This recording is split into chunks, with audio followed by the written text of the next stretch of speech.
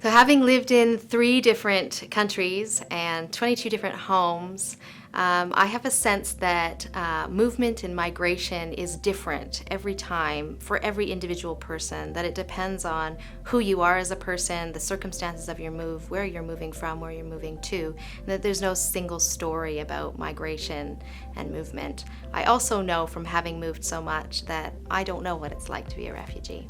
Part of what I am interested in doing is how we can tell stories that allow people's individual voices and journeys to come through, how we allow for different kinds of experiences to sit next to one another, even contradict one another because they're different human experiences, without trying to amalgamate them and make them into the single refugee story that people are looking for to answer their own questions.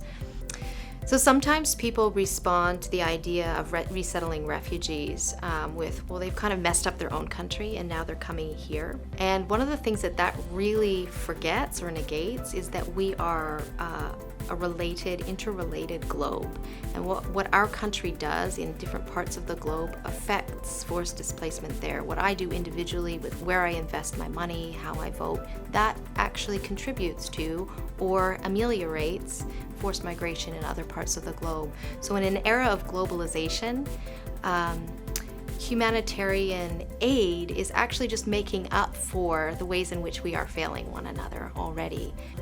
Also just coming to understand the history of migration and understanding that migration is a part of life. It's a fact of history, and that we have created illegality through border practices and through management of movement.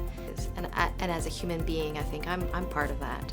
And if I've been part of the problem, then I should probably also be thinking about how I might be part of the solution.